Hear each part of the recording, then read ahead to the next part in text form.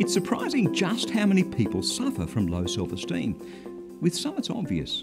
You can see how uncertain they are, how shy and withdrawn they are.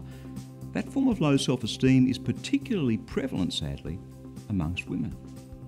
But there's another sort of low self-esteem that's not quite so easy to pick. Often those loud, boisterous people you meet, they're the ones that seem to be so confident in themselves. They're also suffering from low self-esteem. Their overconfidence and arrogance belie a deep sense of inadequacy. It's like a dark secret that they hope no one will discover. So they cover it up by boasting about their accomplishments. That's a pretty clear indicator that they're suffering from low self-esteem. So this low self-esteem thing is a real plague in modern society. We compare ourselves with the images of success that the world dangles under our noses.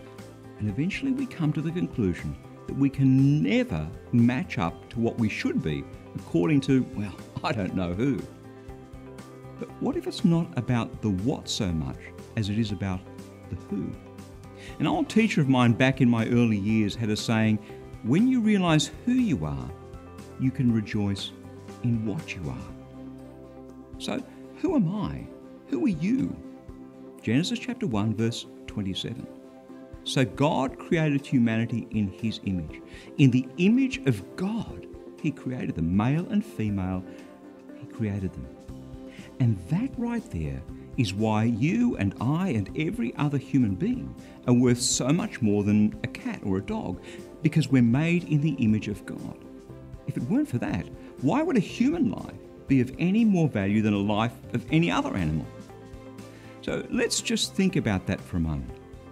You are made in the image of God. And because of that, you're loved and you're cherished by Him. You're forgiven. You have a future. That's who you are.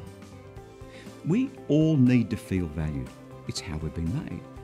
Sadly, the world has a way of draining that sense of value out of us to the point where some people's value accounts are overdrawn. They're in the red. And that right there, that's the place of low self-esteem. It's not how you were made. It's not who you are. It's not how you're meant to live the rest of your life in the bankruptcy of low self-esteem. You are a son or a daughter of the living God, made in His image and loved by Him beyond measure. That's who you are. And that's God's word, fresh for you today.